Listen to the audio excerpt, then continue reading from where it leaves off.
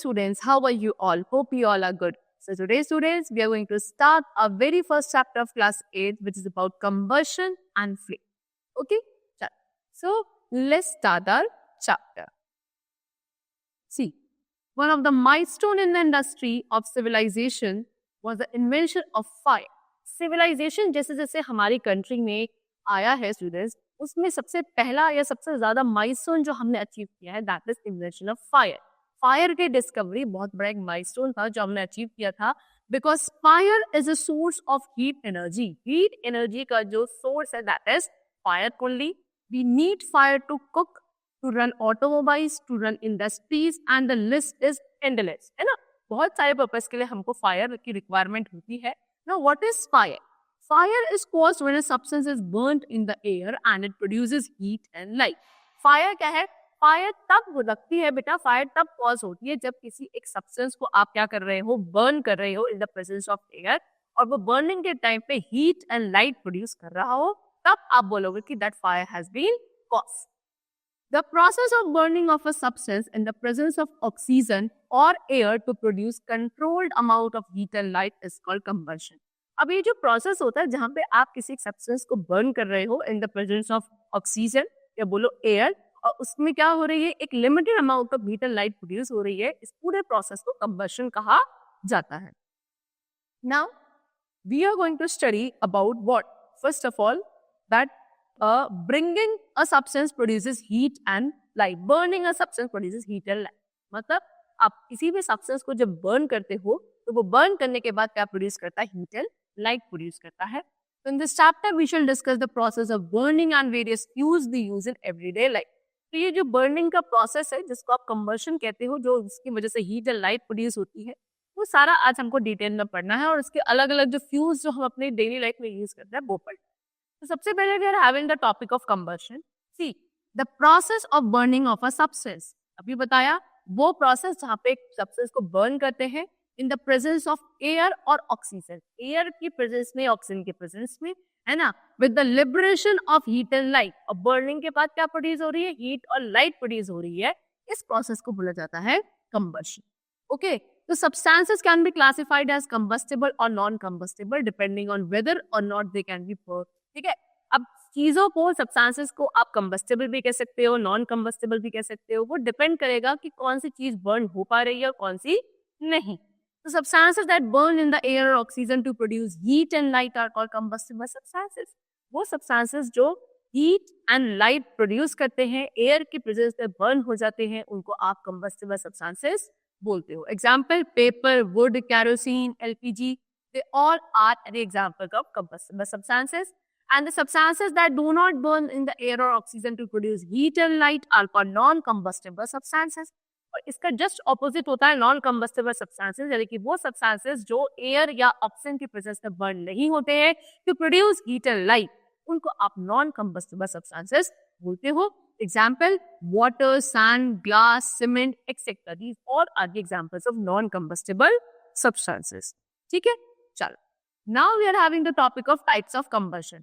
कितने types of combustion होते हैं? See, combustion can be divided into 3 types. 3 types का हो सकता है, rapid combustion, explosion and third is spontaneous combustion. Okay, सबसे पहले पढ़ेंगे rapid combustion. In this type of combustion large amount of heat and light is release in a very short span of time. Rapid से मतलब समझ में आ रहा है ना, बहुत क्विक, बहुत ही कम टाइम पीरियड में जब बहुत ज्यादा heat and light energy produce होती है. ठीक है, ऐसे कंबशन को आप रैपिड कंबशन बोलते हो. जैसे कि combustion of LPG. LPG gas होती है, लिक्विफाइड पेट्रोलियम गैस. आपके घर में जो आप सिलेंडर्स कॉमनली यूज करते हो उसमें एलपीजी ही गैस होती है. तो उसका जो कंबशन है बच्चों, that produces heat and light instantly. एकदम से जैसे बर्न करते हो आप, तुरंत आपको heat and light energy produce हो जाती है. दैट मीन्स उसका जो कंबशन है it is an example of rapid combustion. Next पे कम टू एक्सप्लोजन.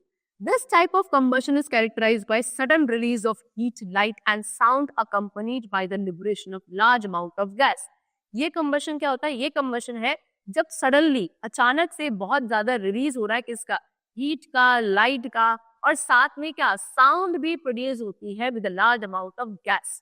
उसको आप बोलते हो एक्सप्लोजन. जैसे कि bursting of fire crackers. Fire crackers means पटाखे जलाते हैं हम लोग. ठीक है, उसका जो बर्निंग है that is an example of explosion. Suddenly आपने देखा होगा साउंड भी प्रोड्यूस होती है, गैसेस भी रिलीज होती है, हीट, लाइट, सब एनर्जी प्रोड्यूस होती है, that is known as explosion. And explosion can also occur upon the application of pressure. Explosion depend होता है किसके ऊपर, कि आप प्रेशर अगर अप्लाई करते हो तो भी एक्सप्लोजन हो सकता है. Now the third is spontaneous combustion. In this type of combustion, substances catch fire on their own without the application of heat.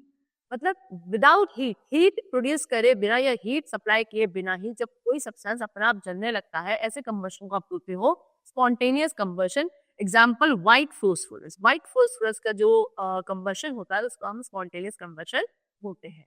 उसके अलावा कंबशन ऑफ हाइड्रोकार्बन. हाइड्रोकार्बन क्या होता है? ऐसे कंपाउंड्स होते हैं जो हाइड्रोजन या कार्बन के बने होते हैं. Example LPG, petrol, natural gas, ये सभी हाइड्रोकार्बन है ना. इनके जो कंबशन होता है इसको हम डिवाइड करते हैं टू टाइप्स में. नंबर वन कंप्लीट कंबशन, दूसरा होता है इनकम्प्लीट कंबशन.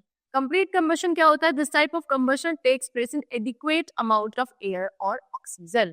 ये कंबशन कब होता है? जब आपको एक एडिक्वेट, एक एक्यूरेट क्वांटिटी ऑफ एयर या ऑक्सीजन की जब सप्लाई में कंबशन होता है, उसको आप कंप्लीट कंबशन बोलते हो. It results in the formation of carbon dioxide, water, heat and light. Complete combustion में क्या होता है? Carbon dioxide, water, heat and light सभी का फॉर्मेशन होता है. Next we come to incomplete combustion. This type of combustion takes place in inadequate amount of air और oxygen. ये जो कंबशन होता है यहाँ पे प्रॉपर सप्लाई ऑफ एयर और ऑक्सीजन नहीं होता, इसीलिए इसका नाम होता है इनकम्प्लीट कंबशन. ठीक है. इसमें क्या होता है? इसमें फॉर्मेशन होता है कार्बन मोनोऑक्साइड का, which is a very poisonous gas. Okay. साथ में soot and water, heat and light, ये सभी चीजें प्रोड्यूस होती है when there is an incomplete combustion. Now conditions necessary for combustion. अब कौन कौन सी कंडीशंस है जो कंबशन के लिए नेसेसरी होती है? देखो, the following conditions are necessary for combustion to take place. क्या क्या है? सबसे पहली कंडीशन है presence of a combustible substance. एक कंबस्टेबल सब्सटेंस तो पहले बात हमारे पास होना चाहिए. इसको आप कंबस्ट करना चाह रहे हो, इसको आप बर्न करना चाह रहे हो, तो there should be a presence of that first of all. So combustion is only possible if the substance is combustible. अगर सब्सटेंस कंबस्टेबल होगा तभी वहां पे कंबशन पॉसिबल होगा. Second condition, presence of a supporter of combustion. Combustion का जो supporter है उसकी प्रेजेंस होनी चाहिए. कौन होता है? देखो, adequate supply of a supporter of combustion. Example oxygen is essential for combustion. तो जो बहुत इंपॉर्टेंट सपोर्टर है कंबशन का, दैट इज ऑक्सीजन और एयर. उसकी एडिक्वेट एक्यूरेट सप्लाई होनी चाहिए, तभी प्रॉपर अमाउंट में आपका combustion is possible. Next condition is attainment of ignition temperature. Ignition temperature होना चाहिए. A substance starts to burn only after it has attained a certain minimum temperature. एक substance तभी burn करना start होता है जब वो एक minimum temperature तक अपने पहुंच जाता है. And the temperature at which a particular substance burns in the presence of air is called its ignition temperature. वो temperature जिसमें एक substance क्या करने लगता है? burn करना शुरू हो जाता है in the presence of air, उस temperature को आप ignition temperature बोलते हो. So a substance cannot catch fire if its temperature is lower than its ignition temperature. एक सब्सटेंस तब तक फायर कैच नहीं करेगा अगर वो अपने इग्निशन टेम्परेचर से अभी लो है, यानी कि वो जब इग्निशन टेम्परेचर पे आएगा तभी it will start burn. Okay. तो ये आपको मैंने कुछ कंडीशंस बताई which are necessary for a substance to get combust या फिर कंबशन के लिए जरूरी है. Now substances like alcohol, petrol, LPG, nylon fibres, ये सभी कैच फायर वेरी इजीली. क्यों? Because these substances have very low ignition temperature. ये सब्सटेंसेस जो मैंने आपको बताया ये बहुत आसानी से फायर कैच कर लेते हैं बिकॉज इनका इग्निशन टेम्परेचर बहुत ही लो होता है. और ऐसे सब्सटेंसेस को हम लोग बोलते हैं inflammable substances. Okay. Special care needs to be taken while storing और ट्रांसपोर्टिंग इनफ्लेमेबल सब्सटेंसेस. क्योंकि ये बहुत आसानी से फायर कैच कर लेते हैं तो इन इनफ्लेमेबल सब्सटेंसेस को बहुत ही सुरक्षा के साथ, केयर के साथ हमको इन्हें स्टोर करना पड़ता है या कहीं ट्रांसपोर्ट करना है तो वो भी बहुत ही केयर के साथ करा जाता है. ठीक है. चलो. Now extinguishing a fire. अब फायर को एक्सटिंग्विश कैसे किया जाता है? A fire can be extinguish using water. है ना, पानी के थ्रू आप किसी फायर को एक्सटिंग्विश कर सकते हो. Water evaporates taking away heat from the fire. Water क्या करता है? इवेपोरेट हो जाता है और जो फायर में जो हीट है उसको अपने साथ लेकर चला जाता है, which in turns cool down the burning material. फिर धीरे धीरे जो मटेरियल जल रहा था वो कूल डाउन होता है और अपने इनिशियल टेम्परेचर से नीचे आ जाता है. However, there are certain cases where use of water could be dangerous. कुछ ऐसे भी केसेस है जहाँ पे अगर फायर होती है तो वहाँ पे वाटर का यूज करना फॉर एक्सटिंग्विशिंग द फायर वो डेंजरस हो सकता है। ऐसी कौन सी कंडीशंस है, देखो, water should not be poured over burning petrol, kerosene और डीजल। कैरोसिन, डीजल या पेट्रोल जब बर्न होता है तो उसके ऊपर कभी भी वाटर पोर नहीं करना चाहिए, because these substances are lighter than water. ये वाटर से हल्के होते हैं and do not mix with it, उसके साथ मिक्स नहीं होते। As a result water forms a layer beneath them. इससे क्या होता है, वाटर इनके नीचे एक लेयर बना लेता है and the substances continues burn. Substance आपका जलता रहेगा क्योंकि पानी के इन सब्सटेंसेस के नीचे वाटर अपनी लेयर बना लेता है क्योंकि इससे हैवी होता है और ये सब्सटेंसेस हल्के होते हैं, है ना। ये पानी के ऊपर आते हैं और ये बर्न करते रहेंगे कॉन्टिन्यूसली, आप कितना ही इनके ऊपर पानी डाल। Now water should not be use over electrical fires. ऐसी फायर जो इलेक्ट्रिकल होती है यानी कि इलेक्ट्रिसिटी के थ्रू लगती है उनमें भी वाटर हमें नहीं डालना चाहिए, because it conducts electricity. Water क्या करता है, इलेक्ट्रिसिटी को कंडक्ट करता है and can pose danger to people trying to extinguish the fire. और वो लोग जो इस फायर को एक्सटिंग्विश करने की कोशिश कर रहे हैं उनके लिए डेंजरस हो सकता है। ठीक है, चलो। Now fire extinguisher make use of carbon dioxide gas at as it not a supporter of combustion. अब क्या होता है, जो फायर एक्सटिंग्विशर हम लोग बुलाते हैं for extinguishing the fire, they use the gas carbon dioxide. Carbon dioxide gas को ये लोग यूज करते हैं क्योंकि it is not a supporter of combustion. ठीक है, बीइंग हैवियर देन एयर, क्योंकि ये एयर से ज्यादा हैवी होती है। Carbon dioxide settles down, carbon dioxide क्या होती है, सेटल हो जाती है and cut off the supply of oxygen, oxygen की सप्लाई को कट ऑफ कर देती है। और ऑक्सीजन क्या करता है, ऑक्सीजन तो सपोर्टर था, अब सपोर्टर ही नहीं मिल रहा कंबशन को तो क्या होगा, अपने आप ही फायर एक्सटिंग्विश हो जाएगी।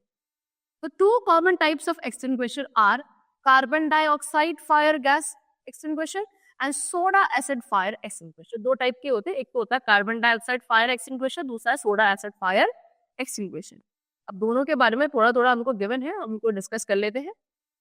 चलो, सबसे पहले है कार्बन डाइऑक्साइड फायर एक्सटिंग्विशर। इसमें क्या होता है, this type of fire extinguisher consist of a carbon dioxide gas filled under high pressure in cylinder. Cylinders होते हैं इस तरीके से, इनमें कार्बन डाइऑक्साइड गैस को फिल किया जाता है बहुत ही हाई प्रेशर के साथ, ठीक है ना, ऐसे कंप्रेस कर करके, है ना। और जब भी कहीं रैपिडली या फिर अचानक से सडनली कोई आग लग जाती है, फायर लग जाती है, कॉज होती है, तो आप वहां पे इसके थ्रू क्या कर सकते हैं, फायर को एक्सटिंग्विश कर सकते हैं। दूसरा हमारे पास होता है soda acid fire extinguisher. This type of fire extinguisher has a concentrated solution of sodium hydrogen carbonate and sulfuric acid in separate compartment। अब ये जो फायर एक्सटिंग्विशर होते हैं बच्चों, इनमें क्या होता है, कॉन्सेंट्रेटेड सोल्यूशन होता है। ये किस किस का, एक तो सोडियम हाइड्रोजन कार्बोनेट का और दूसरा सल्फ्यूरिक एसिड का, दोनों अलग अलग सेपरेट कंपार्टमेंट में होते हैं। When the fire extinguisher is used, जब इस ऐसे फायर एक्सटिंग्विशर को आप लोग यूज करते हैं, the two substances come in contact with each other। दोनों सब्सटेंसेस एक दूसरे के कांटेक्ट में आते हैं और क्या प्रोड्यूस करते हैं, कार्बन डाइऑक्साइड प्रोड्यूस करते हैं, which is not a supporter of combustion। चलो, वर्किंग ऑफ फायर एक्सटिंग्विशर। अब फायर एक्सटिंग्विशर कैसे वर्क करते हैं वो पढ़ते हैं। चलो, when there is a fire the knob is struck, है ना, जब भी फायर होती है तो नॉब स्टक हो जाती है, यानी कि the bottle breaks and sulphuric acid reacts with sodium bicarbonate. तो बॉटल ब्रेक होती है, ब्रेक करते के साथ ही क्या होता है, सल्फ्यूरिक एसिड किसके साथ रिएक्ट करता है, सोडियम बाइकार्बोनेट यानी कि सोडियम हाइड्रोजन कार्बोनेट के साथ रिएक्ट करता है और क्या प्रोड्यूस करता है, large amount of carbon dioxide gas produce करता है जो कि बहुत ही ज्यादा फोर्स से बाहर निकलती है। Now carbon dioxide forms a blanket around the fire. अब ये जो कार्बन डाइऑक्साइड गैस इस एक्सटिंग्विशर के थ्रू बाहर निकल रही है, ये उस फायर के अराउंड एक ब्लैंकेट बना लेती है जिससे एयर की सप्लाई हो जाती है cut. Okay, due to which the fire gets extinguish, और फिर धीरे धीरे फायर एक्सटिंग्विश हो जाती है। ऐसा कुछ रिएक्शन होता है 2NaSCO3, this is sodium hydrogen carbonate या इसको आप सोडियम बाइकार्बोनेट भी बोल सकते हो। जब ये कंबाइन होती है H2SO4 के साथ यानी कि सल्फ्यूरिक एसिड के साथ, तो ये प्रोड्यूस करती है Na2SO4 जो कि सोडियम सल्फेट है, साथ में water plus carbon dioxide gas. Okay, चलो, now next we come to flame. A flame is a region where combustion of fuel takes place। ठीक है, जब किसी एक फ्यूल को आप कंबस्ट करते हो तो उसका कंबशन जहाँ होता है उसका अराउंड जो रीजन होता है उसको आप बोलते हो flame. The colour of the flame depends on the temperature. अब उस फ्लेम का कैसा कलर होगा वो डिपेंड करेगा टेम्परेचर के ऊपर, amount of air available, combustion के लिए कितनी एयर अवेलेबल है उसके ऊपर, nature of the substance burning, जो सब्सटेंस जल रहा है उसके नेचर के ऊपर, है ना। Hydrocarbon Burns with a blue और येलो फ्लेम। हाइड्रोकार्बन जब भी बर्न होता है वो ब्लू या येलो फ्लेम के साथ ही बर्न होते हैं। A yellow flame is called a luminous flame. जो येलो कलर की फ्लेम होती है इसको आप ल्यूमिनस फ्लेम बोलते हो, as it emits a lot of light, क्योंकि वो बहुत ज्यादा लाइट प्रोड्यूस करती है। A luminous flame is generally observed when there is insufficient oxygen. Luminous flame usually हमको तब दिखती है जब ऑक्सीजन की सप्लाई insufficient है, यानी कि प्रॉपर एडिक्वेट सप्लाई नहीं मिल रही है। इसको आप इनकम्प्लीट कंबशन भी बोलते हो। ओके, इस temperature is lower than that of a blue flame. इसका जो टेम्परेचर होता है बच्चों वो ब्लू फ्लेम से कैसा होता है, थोड़ा लो होता है, and it leaves behind black suit, है ना। और क्या करता है, उसी की वजह से एक ब्लैक सूट रिलीज करता है लास्ट में, एंड अदर रेसिड्यू और कुछ रेसिड्यू मटेरियल्स भी रिलीज करता है। अब आते हैं ब्लू फ्लेम पे। इसको आप नॉन ल्यूमिनस फ्लेम कहते हैं क्योंकि it emits very little light, बहुत ही कम लाइट प्रोड्यूस करता है। Blue flame is generally observe when there is adequate amount of oxygen available. जब प्रॉपर अमाउंट ऑफ ऑक्सीजन मिल रही होती है तब यूजुअली क्या होता है, ब्लू फ्लेम प्रोड्यूस होती है, यानी कि कैसा होता है, कंप्लीट कंबशन होता है। और ऐसी flame leaves behind no residue, ठीक है। जो आपकी नॉन ल्यूमिनस फ्लेम होती है ये किसी भी तरीके का रेसिड्यू पीछे लेफ्ट नहीं करती है, क्योंकि कंप्लीट कंबशन होता है, सब्सटेंस पूरी तरीके से बर्न होता है। However, flame may not show the same color uniformly. अब ऐसा नहीं कि हमेशा एक फ्लेम जो अगर जब बर्न हो रही है, जो फ्लेम का कलर है वो सेम नहीं रहता है, कभी येलो कभी ब्लू टू येलो, ऐसा भी होता रहता है। We sometimes observe a different color or zones in a flame. आपने कभी देखा हो फ्लेम में आपको डिफरेंट कलर के जोन्स भी देखने को मिलते हैं। Let us understand this using the example of a candle flame. अब कैंडल फ्लेम का एग्जाम्पल यहाँ पे आपको ये लेके समझा रहे हैं, आपको स्ट्रक्चर ऑफ अ फ्लेम समझाएंगे कि कैसा कैसा होता है। देखो, light a candle and observe the flame carefully. अब आपने यहाँ पे कैंडल लिया, उसको अपने लाइट करा और आप उसकी फ्लेम को ऑब्जर्व करो, तो आपको यहाँ पे बहुत सारे जोन्स देखने को मिलते हैं। जब एक कैंडल बर्न करती है, कैंडल की फ्लेम प्रोड्यूस होती है। अब कौन कौन से जोन्स है, सबसे पहला होता है आउटर जोन, जिसको आप ब्लू जोन भी बोलते हो। The zone is form near the base of the wick. Wick क्या होती है, विक होता है स्टूडेंट आपका जो उसकी कैंडल की जो वो थ्रेड वाला पार्ट होता है, बत्ती को आप बोलते हो, वो विक होती है। उसके बेस पे जो आपके जोन बनता है, that is known as outer zone. In this zone rapid and combustion, complete combustion of wax vapour take place. इस वाले जोन में क्या होता है, जो आपका वैक्स है उसका रैपिड और कंप्लीट कंबशन होता है, वैक्स के वेपर्स का। This is the hottest part of the candle flame. ये कैंडल फ्लेम का सबसे हॉटेस्ट पार्ट होता है। And complete combustion of wax produces carbon dioxide, water vapour and heat, ठीक है। और वैक्स के कंप्लीट कंबशन की वजह से यहाँ पे क्या क्या प्रोड्यूस होता है, कार्बन डाइऑक्साइड, वाटर वेपर और heat. This is also known as non luminous zone. इसको आप नॉन ल्यूमिनस जोन भी कहते हो। If a copper wire is held in this zone it becomes red hot and glow. अगर इस zone में आप कॉपर के वायर को लाते हो, उसको बर्न करने की कोशिश करते हो, तो वो रेड हॉट हो जाता है कलर में और ग्लो करना स्टार्ट करता है। सेकेंड जोन हमारे पास होता है मिडिल इनर जोन, जिसको हम ल्यूमिनस जोन कहते हैं। The zone surrounds the wick of the candle. ये wick of the candle के सराउंडिंग में होता है, वो तो बेस में होता था, ये सराउंडिंग में होता है। It constitute the major part of the flame. Flame का मेजर पार्ट यही बनाता है, okay. And has moderate temperature. इसका टेम्परेचर कैसा होता है, मॉडरेट होता है। It consists of unburnt wax vapor that partially decompose to form free carbon, which becomes hot and emits yellowish light. इसमें क्या होता है, इसमें अनबर्न्ड वैक्स वेपर होता है, वैक्स वेपर प्रॉपर्ली बर्न नहीं होते हैं, यानी कि वो कुछ पार्शियली ही डिकम्पोज होते हैं और क्या फॉर्म करते हैं, फ्री कार्बन, जो बाद में क्या हो जाती है, हॉट हो जाती है एंड एमिट्स कैसी light, yellowish light. If a glass slide is held in this zone, अगर आप एक ग्लास की स्लाइड को इस जोन में लेकर जाते हो, there is formation of a circular blackish ring on it. वहां पे आपको क्या देखेगा, सर्कुलर शेप की ऐसी ब्लैक कलर की रिंग्स बन रही हैं, indicating the deposition of unburn carbon particles. इसका मतलब क्या, कि उसके अंदर जो कार्बन के पार्टिकल्स है वो प्रॉपर्ली बर्न नहीं हो पा रहा है, इस चीज को इंडिकेट करती है वो ब्लैक कलर के circular rings. Now next we come to the innermost zone. Innermost zone कौन सा होता है, ये है आपका अनबर्न्ड वैक्स वेपर वाला zone, okay. It is the least hot part of the candle flame. Candle flame का सबसे ज्यादा कम हॉट वाला पार्ट होता है। इट अपीयर्स ब्लैक, ब्लैक दिखता है, and the dark zone of the candle, candle का डार्क जोन होता है। इस जोन में combustion does not occur, combustion नहीं होता है, क्यों नहीं होता, due to lack of oxygen, क्योंकि यहाँ पे ऑक्सीजन नहीं जाती, यानी कि सपोर्टर नहीं पहुंचता, तो कंबशन प्रॉपर्ली नहीं होता है। चलो, now we come to combustion of wax candle. Wax candle के कंबशन पे आते हैं। If you observe a candle flame closely you will notice the following. क्या क्या, the wick burns and it stands in a pool of liquid wax. आप अगर किसी candle को अगर जलते हुए देखोगे तो कुछ ऑब्जर्वेशन यहाँ पे गिवन है, यानी कि क्या होता है, विक बर्न होती है और वो क्या लिक्विड जो वैक्स मेल्ट होके ऐसे आती रहती है, वहां पे स्टेक बर्न होती रहती है।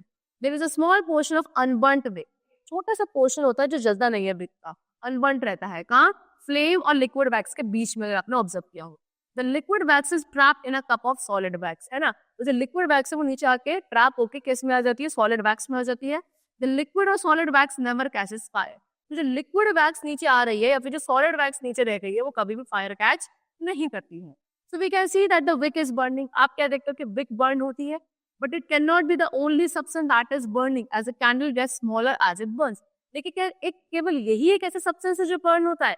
नहीं, क्यों? क्योंकि धीरे धीरे आपने देखा जैसे जैसे बर्न होती है कैंडल आपकी छोटी होती चली जाती है ना। So what is burning in addition to the wick, तो इस विक के साथ साथ और क्या बर्न हो रहा है? So it is the wax vapour that burn, wax के वेपर्स होते हैं जो बर्न होते हैं इसके साथ विक के साथ। Okay, if a lit match is brought a little above a candle wick immediately, अगर आप एक मैचस्टिक को जलाकर किसके पास लेकर आते हो, थोड़ा सा कैंडल की जो विक होती है ना उसे थोड़ा सा ऊपर लेकर आओ। So after the candle has been blown out, कब? जब आपने कैंडल को जला दिया उसके बाद।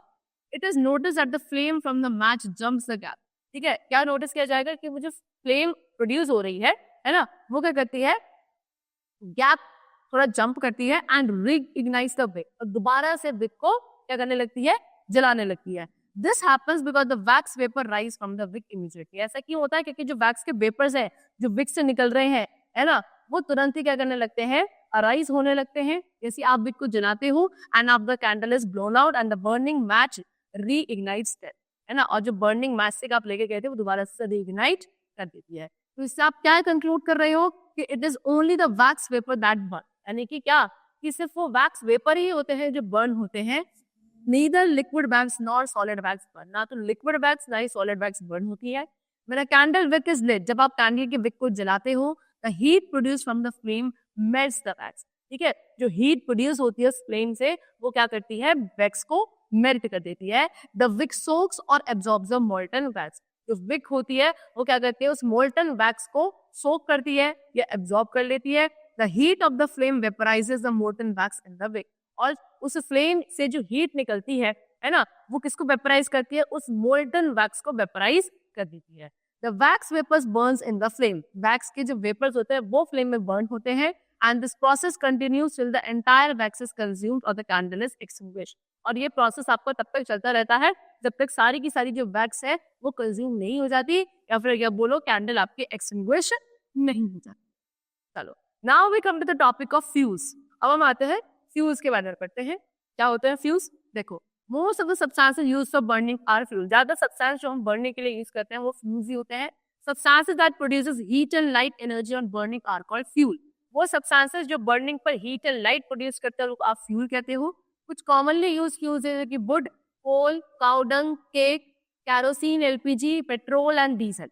ओके, इन सभी फ्यूल्स को हम कुकिंग के लिए, हीटिंग के लिए, ऑटोमोबाइल्स में जनरेशन ऑफ इलेक्ट्रिसिटी, यहाँ पे हम इन फ्यूल्स पे यूज करते हैं, ठीक है। Based on the physical state fuels can be classified as solid, liquid और गैसियस। अब इनकी जो फिजिकल स्टेट है उसके बेसिस पर हम इन फ्यूल्स को 3 स्टेट में डिवाइड करते हैं, सॉलिड, लिक्विड एंड गैसियस। अब यहाँ पे आपको गिवन है टाइप्स ऑफ फ्यूल, कुछ सॉलिड होता है, कुछ लिक्विड होता है और कुछ गैसियस होते हैं। सॉलिड कौन से होते हैं? Fuels that exist in solid state at room temperature are called solid fuel, जो रूम टेम्परेचर पे कैसे सॉलिड स्टेट में रहते हैं उन फ्यूल्स को आप सॉलिड फ्यूल्स कहते हो, जैसे कि wood, charcoal, cow dung cake, agriculture based coal, ये सभी किसके एग्जांपल आपके सॉलिड फ्यूल के। Next we come to liquid fuel, fuel that exist in liquid state at room temperature are called liquid fuels, room temperature पे वो fuels जो liquid state में रहते हैं उनको आप लिक्विड फ्यूल्स कहते हो। एग्जांपल कैरोसिन, पेट्रोल, डीजल, ये सभी आपके क्या है, लिक्विड फ्यूल्स है। Now we come to gaseous fuel. Gaseous fuel कौन से हैं? Fuel that exist in gaseous state at room temperature are called gaseous. वो फ्यूल्स जो रूम टेम्परेचर पे गैसियस स्टेट में रहते हैं उनको आप गैसियस फ्यूल कहते हो। Example petroleum gas, natural gas, biogas, है ना, ये सभी आपके गैसियस फ्यूल है क्योंकि ये रूम टेम्परेचर पे आपके गैसियस स्टेट में रहते हैं। Now we come to characteristics of fuel. Fuel के कैरेक्टरिस्टिक्स पर आते हैं।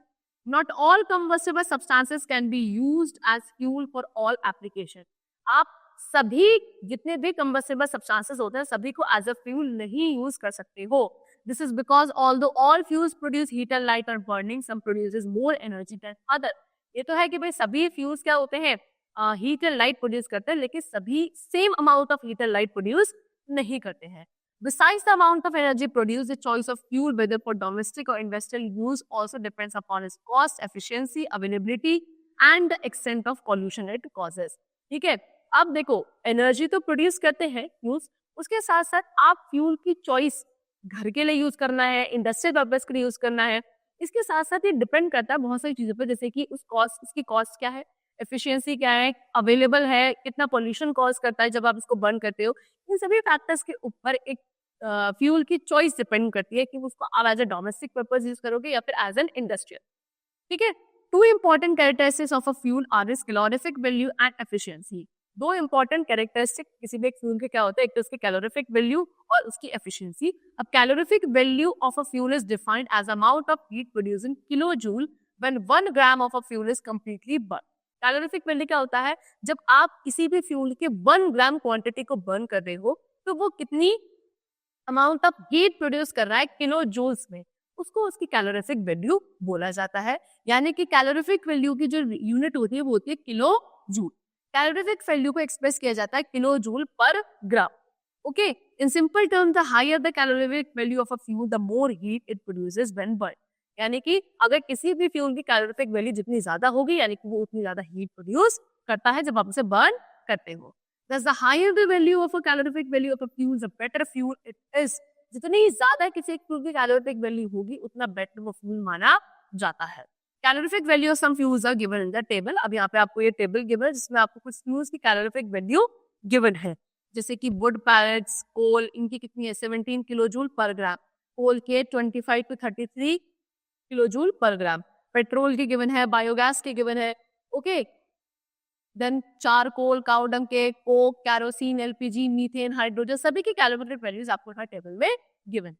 When a fuel is burned, some of the energy produced is given off as waste heat. जब आप फ्यूल को बर्न करते हो तो कुछ ऐसी एनर्जी होती है जो वेस्ट हीट में प्रोड्यूस होती है, यानी कि it can not be use for cooking और अदर पर्पस. ऐसी हीट को आप कुकिंग या किसी दूसरे पर्पस के लिए यूज नहीं कर सकते. This is what affects the efficiency of a fuel. इससे क्या होता है, फ्यूल की एफिशिएंसी इफेक्ट होती है. Till date, no fuel burning device is known to exhibit 100% efficiency. अभी तक तो स्टूडेंट्स कोई भी ऐसी फ्री बर्निंग या फायर बर्निंग डिवाइस नहीं आई है, फ्यूल बर्निंग डिवाइस नहीं आई है जो 100% एफिशिएंट हो.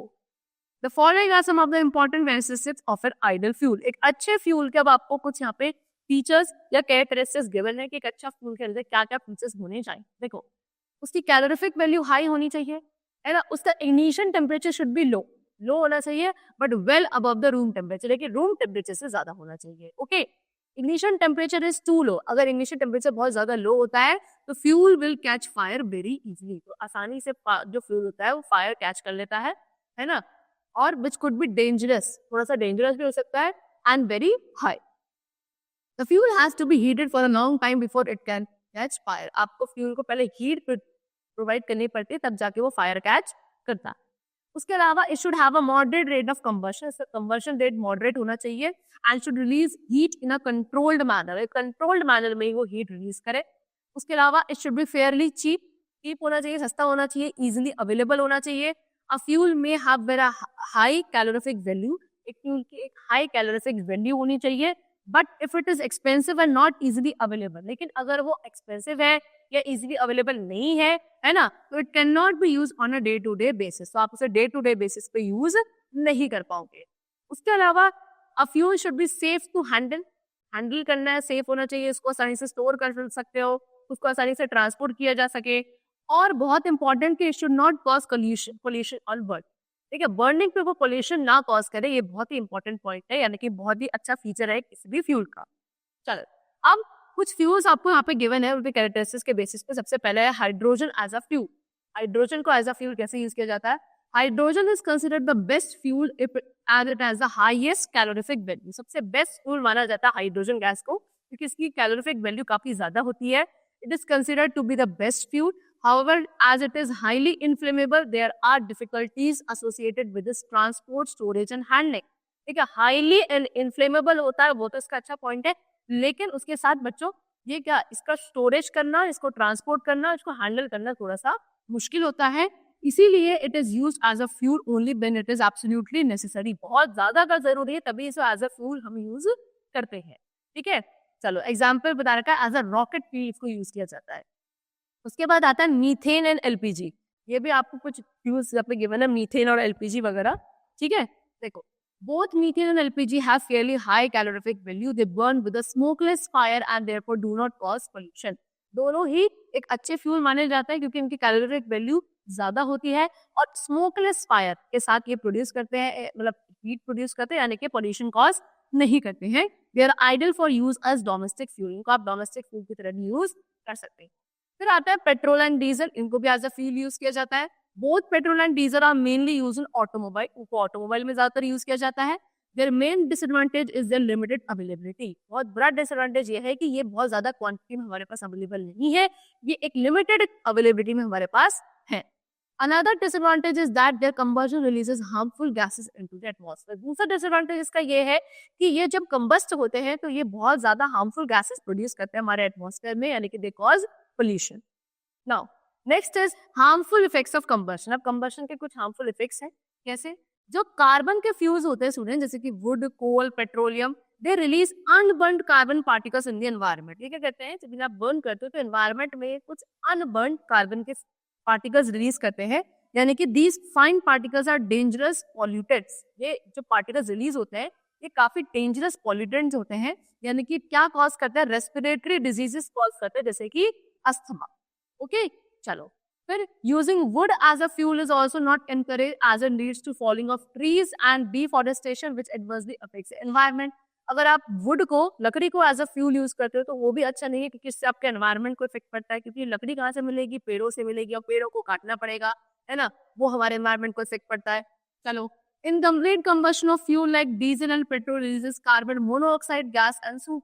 ठीक है, अगर आप, जैसे कि एग्जांपल है डीजल या पेट्रोल, उनका जब इनकम्प्लीट कंबशन होता है तो ये काफी harmful and dangerous gases release करती है, जैसे कि कार्बन मोनोऑक्साइड गैस, और साथ में फूड प्रोड्यूस करती है।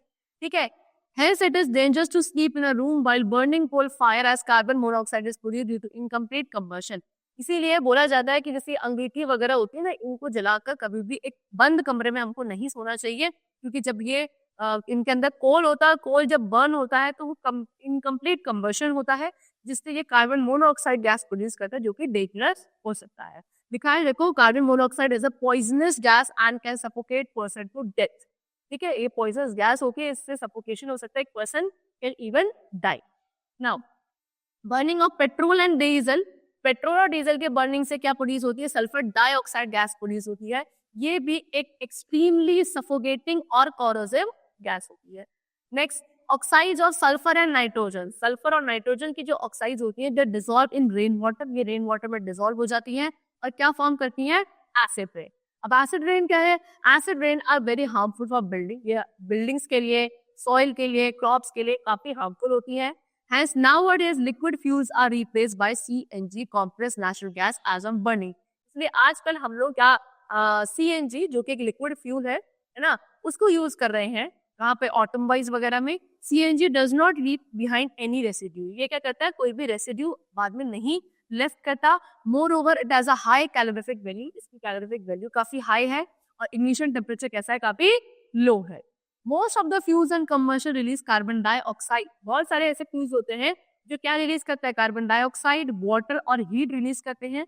And this increase concentration of carbon dioxide in the air causes global warming. और इससे क्या होता है, क्योंकि बहुत ज्यादा जो है कॉन्सेंट्रेशन हमारे एटमॉस्फेयर में इसका, कार्बन डाइऑक्साइड गैस का बढ़ता चला जाता है, इससे हमारे एनवायरनमेंट पे क्या होता है, पोल्यूशन क्रिएट होता है। So these were the harmful effects of combustion which might affect the what, our environment and all the living species surviving in that environment. So that's all for the chapter students. The chapter is clear to you. Hope you all liked it and understood it. Thank you.